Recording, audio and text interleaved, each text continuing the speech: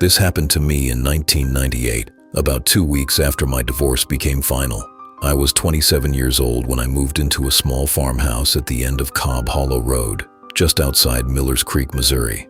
I didn't have much: a mattress, an old record player, 6 boxes of clothes, and just enough money for the first month's rent and the deposit. At the time, that felt like a fresh start. The farmhouse was white with green shutters. One side of the porch sagged a little. The nearest house was far enough away that I couldn't even see its lights through the trees at night. The house belonged to a man named Wendell Pruitt. Mr. Pruitt was around 60 years old. He owned several rental houses around the county. He was quiet, broad-shouldered, and almost always wore the same brown canvas jacket. Everyone in Millers Creek said the same things about him. Good man, fair landlord, fixes things fast. At first, I believed that too. I worked at the hardware store in town. A few nights each week, I also did bookkeeping for a feed supply company 2 towns over. My schedule changed all the time. Some mornings I left before 6. Other days I didn't leave until noon. On bookkeeping nights, I sometimes didn't get home until after midnight. After years of living with someone else, I liked being alone. I liked the quiet. Nobody could see my porch light from the main road, and almost nobody drove down Cobb Hollow Road unless they had a reason to. For the first few months, everything felt normal. Mr. Pruitt came to the farmhouse twice. The first time, he fixed a leaking pipe under the kitchen sink. The second time, he changed the furnace filter. Both times, he called before coming over. Both times, he knocked and waited for me to answer. And both times, he left a small paper receipt on the kitchen counter. I kept those receipts in a drawer by the stove. My mother always taught me to save paperwork when money or property was involved. Then, in October, something happened that bothered me. I bought a new furnace filter from the hardware store where I worked. On Tuesday, I brought it home and left it near the top of the basement stairs. I planned to put it in over the weekend. On Thursday afternoon, I went downstairs to do laundry. The filter was gone. For a second, I thought I had moved it somewhere else. Then I looked at the furnace. The new filter was already in place. I stood there staring at it. My first thought was Mr. Pruitt. A few days later, I saw him at the hardware store. He was buying a box of deck screws. I walked over and asked him straight out. I asked, "Mr. Pruitt, did you stop by my house this week?" He looked at me for a second, then he answered, "Tuesday afternoon." I asked, "You put in my furnace filter?" He replied, "Yeah." He said it like it was nothing. He went on, "I was already out that way checking the outside water line before the weather turns cold.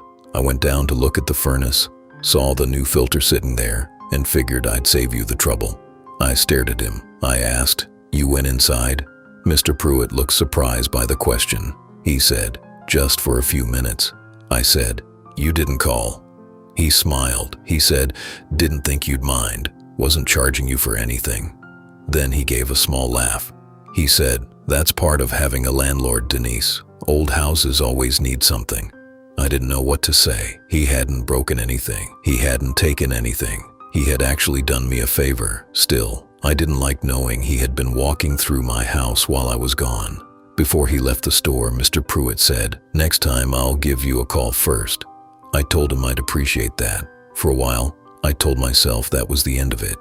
Then came the answering machine. I had an old cassette answering machine on the kitchen counter. It used a small tape to record messages. There was also a 3-digit counter on the front that moved as the tape ran. Every Sunday morning, when I cleaned the kitchen, I reset that counter to 0. It was just a habit. One Sunday in late November, I reset it before leaving for work. 0. I remember doing it because the button stuck the first time. I had to press it twice. When I got home that evening, the red message light was blinking. One new message. Before playing it, I looked at the tape counter. It read 41. I stared at it. One short message normally only moved that counter a few numbers, not 41. I pressed play. My mother's voice came through the speaker. She was asking if I made it home safe after visiting her the night before. Her message lasted maybe 20 seconds. That was all. One message. But the tape had moved much farther than one short message could explain. Someone could have pressed play, fast-forwarded, rewound, maybe listened to old messages I had saved. I stood in my kitchen staring at that number, 41. Then I looked at the front door. Mr. Pruitt had a key. That thought came right away, but I pushed it away almost as fast. The machine was old. Maybe the counter had slipped. Maybe I hadn't reset it right. Maybe I was just starting to notice things because of what happened with the filter. I was 27, recently divorced, living alone for the first time. I didn't want to become the kind of person who was scared of every little sound in her own house. So I let that go too. Then came a Thursday in December. A winter storm knocked out the power at the hardware store, and our manager sent everyone home 3 hours early. I turned onto Cobb Hollow Road around 4 that afternoon. That's when I saw my porch light. It was on. I slowed down. I never left that light burning during the day. Money was tight, and I watched my electric bill closely. I pulled into the driveway but didn't shut off the engine. The farmhouse looked normal. White siding, green shutters, bare trees behind it, and the yellow porch light burning above the front door. I tried to remember turning it on that morning. I hadn't. I was sure of it. I sat there for maybe a minute. Then I went inside.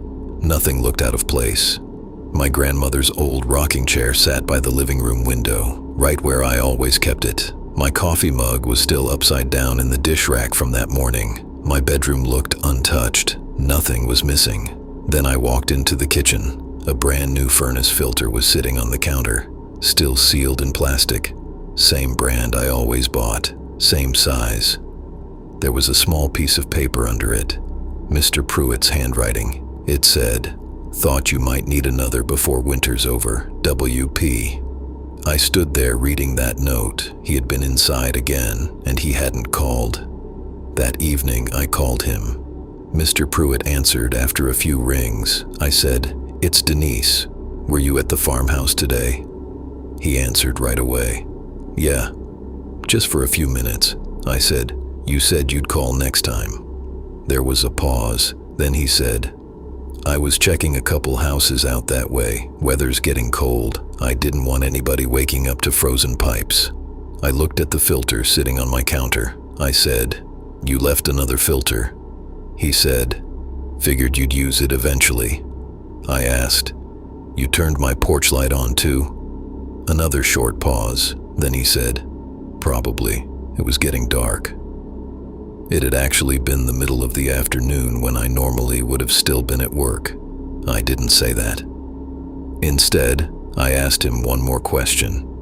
I asked, "Did you touch my answering machine last time you were here?" Mr. Pruitt went quiet. Then he asked back, "Why would I touch your answering machine?" I said, "I don't know."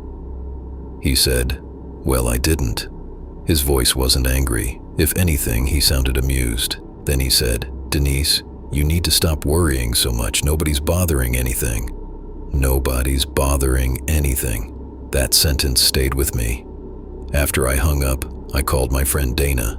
I told her everything. Dana asked, "So he admitted he was inside again?" I said, "Yes." She asked, "And he didn't call?" I said, "No." Dana was quiet for a second. Then she said, "Check your lease." While she stayed on the phone, I pulled the lease out of the kitchen drawer. I found the part about landlord access. It said Mr. Pruitt could enter for reasonable maintenance and repairs. In an emergency, he didn't need to give notice at all. For ordinary work, notice should be given when it was practical. I read it 3 times. It didn't make me feel better. It made me realize how easy it would be for him to explain almost any visit. Checking pipes, checking the furnace, looking for a leak, maintenance. After that, I started noticing more little things. My woodpile by the back steps sometimes looked neater than I remembered leaving it. The bathroom faucet had a slow drip. Some mornings I left for work with it dripping. Then I'd come home and it would be quiet. My radio sat on a shelf near the kitchen. Every morning, I listened to the same country station. Twice, I came home and found the dial turned to a gospel station. Not somewhere between stations. Turned perfectly to it. Small things. Any one of them could have a normal explanation. But together, they gave me a feeling I couldn't shake. The house didn't always feel empty when I wasn't there. One morning, I met Dana for breakfast at the diner. I told her about the radio. Dana stopped stirring her coffee. She asked, "You sure you're not changing it yourself?" I said, "I'm sure." She said, "You do things without thinking sometimes." I said, "I know." Then Dana looked at me. She said, "Maybe Pruitt's coming in." I said, "For repairs." Dana looked down at her coffee. Then she said, "Maybe." Neither of us said anything else for a few seconds. In January, I decided to test the house. My mother used to do something like this when she thought my brother was sneaking out as a teenager. Before leaving for a 2-day visit with my aunt, I sprinkled a thin line of flour along the inside edge of the front door. Not enough to notice unless you knew it was there. Then I put another thin line across the top edge of one dresser drawer in my bedroom. I also wrote down the number on my answering machine counter before I left. 12. Then I left. When I came home 2 days later, the flower by the front door had been disturbed. Part of it was dragged toward the hallway. The flower on my dresser drawer hadn't moved. Nothing was missing. The answering machine counter now read 29. There were no new messages. I stood there looking at it. 12 when I left. 29 when I came back. No new calls. That was harder to explain away. Someone had run the tape, and someone had opened my front door. I walked into the living room. My grandmother's rocking chair looked slightly turned toward the window, only a few inches. I couldn't prove it had moved, but I stood there staring at it anyway. That night, I called Dana. This time, Dana didn't tell me I might be imagining things. She said, "Denise, what if he's not going in there because something needs fixing?" I didn't answer. Dana kept going. She said, "What if fixing things is just his excuse?" I stared across my kitchen at the answering machine. Then Dana asked something I still remember exactly. She asked, "What if he just likes being in your house when you're not there?" The idea made me feel sick. A few days later, I went to the county office. I asked about Mr. Pruitt's rental properties, taxes, ownership. Nothing looked unusual. He had owned rental houses around Miller's Creek for almost 20 years. The clerk helping me was a woman named Faye. Faye seemed to know everybody. When I told her I rented the farmhouse on Cobb Hollow Road, she looked over her glasses at me. She asked, "Wendell's place?" I said, "Yeah." Faye lowered her voice. She said, "There was another young woman living out there before you." I tried not to react. I asked, "What happened to her?" She said, "Left before her lease was up." Then Faye thought for a second. She added, "Actually, another young woman renting one of Wendell's other houses did the same thing a few years before that." I asked, "Why?" Faye shrugged. She said, "Never heard." I asked, "Did they complain about him?" She said, "Not that I know." Then she turned back to her paperwork. She added, "They just left quietly. Lost their deposits too, I think. That wasn't the kind of thing you find in public records. That was small-town information. The kind of thing people know because everybody talks." I thought about those two women the whole way home.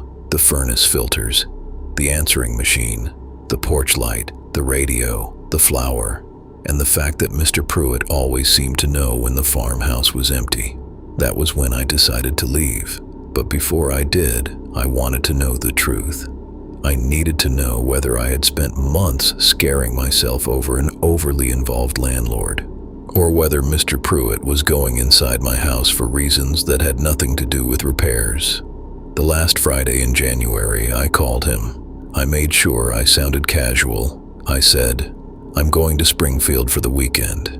Do I need to do anything with the pipes if it gets really cold?" Mr. Pruitt said, "No, you go enjoy yourself. Everything will be fine." I thanked him and hung up. Then I packed a suitcase. I put it in the back seat of my car where anyone could easily see it. Just before sunset, I drove away from the farmhouse. I went about a mile down Cobb Hollow Road and parked behind an old abandoned grain elevator. The farmhouse had an outside cellar door behind the house. two old sloping doors opened onto concrete steps leading into the basement. After dark, I walked back through the trees. It was so cold that breathing hurt. I went in through the cellar. Then I climbed the basement stairs without turning on a single light. My car was gone. My suitcase was gone. From outside, the farmhouse looked empty. Exactly what I wanted. I sat in the dark kitchen. On the table was my spiral notebook. I used it for grocery lists, appointments, reminders, and my weekly work schedule. From where I was hiding, I could see through the kitchen doorway into the living room. I waited. 1 hour passed, then 2. By the 3rd hour, I had almost convinced myself nobody was coming. At 9:45, headlights swept across the ceiling. My whole body went cold. A truck came slowly up the driveway. Before the engine stopped, I knew whose truck it was. Mr. Pruitt's. The driver's door opened, then closed. Footsteps crossed the porch. Then I heard something I will never forget. A key sliding into my front door lock. The lock turned. The door opened. Mr. Pruitt stepped inside. He didn't knock. He didn't call my name. He didn't turn on the lights. He already had a small flashlight in his hand. He quietly closed the front door behind him. Then he stood there for a few seconds, listening. After that, he started walking through my living room, slowly, like he was comfortable there, not like a landlord checking for frozen pipes, like someone who already knew where everything was. I pressed myself farther back into the dark by the kitchen doorway. Mr. Pruitt didn't go toward the basement. He didn't check the furnace. He didn't look under the kitchen sink. Instead, he walked straight to my kitchen table, straight to my spiral notebook.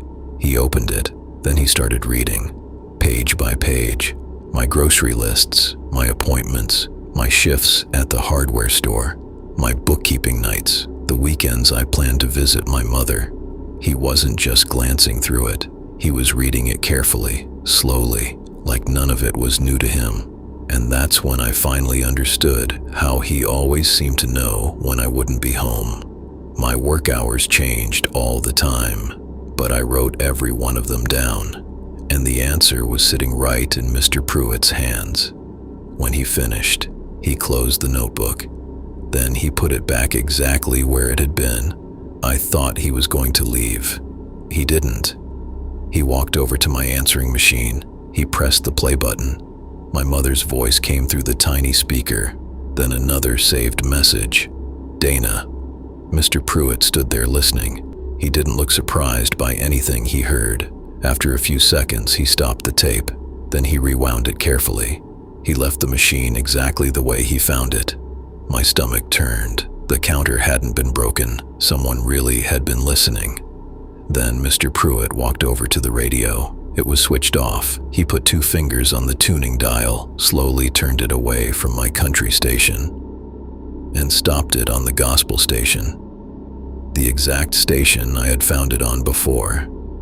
He didn't even turn the radio on. He just changed the station. Then he walked into the living room. He stopped beside my grandmother's rocking chair. For a few seconds, he just looked at it. Then he sat down. He leaned back. The chair rocked once, slowly, then again.